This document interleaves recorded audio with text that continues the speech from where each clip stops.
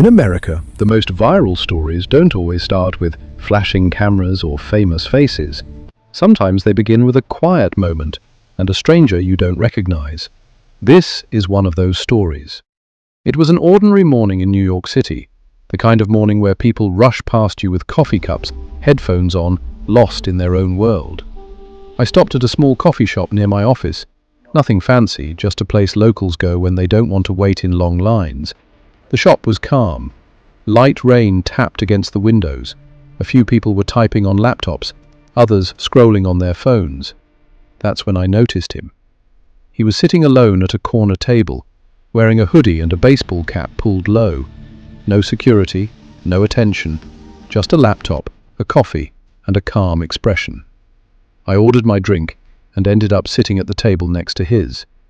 A few minutes passed in silence, then he looked up, smiled and said, "Looks like one of those long mornings, right?" I nodded. "Yeah, Mondays never change." We both laughed, the kind of small laugh strangers share when they don't expect a conversation to go anywhere.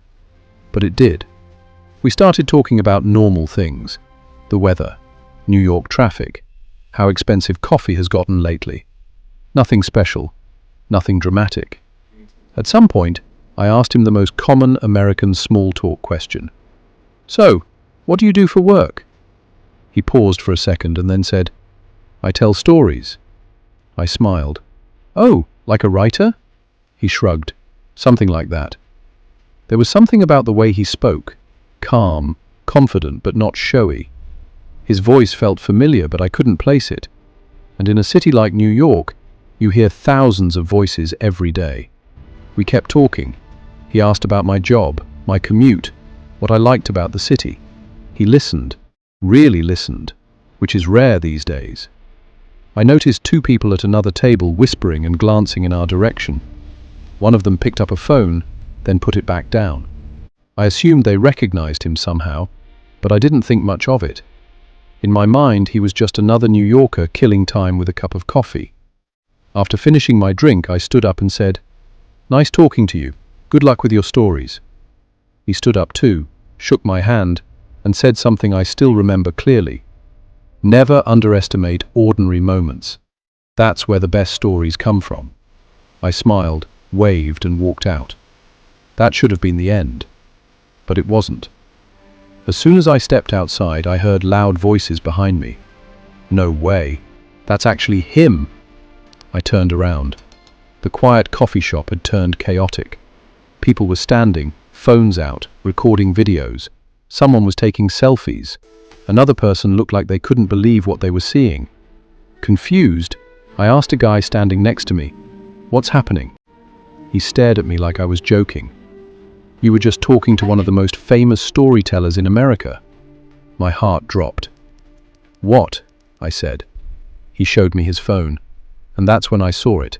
The same face, the same smile, millions of followers, millions of views. Viral videos I had definitely seen before, just never connected to the man in the hoodie. The stranger I had casually joked with was someone Americans search for every single day. Someone whose stories shape conversations online. Someone people wait hours to see in person. And I had no idea. I stood there in shock, replaying the conversation in my head. He never mentioned his fame, never hinted at it, never acted important.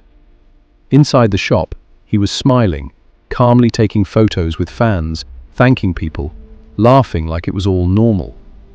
For a moment, our eyes met again through the window. He gave me the same small smile, the one from before, as if to say, "See? Just another ordinary moment." That day changed the way I see people.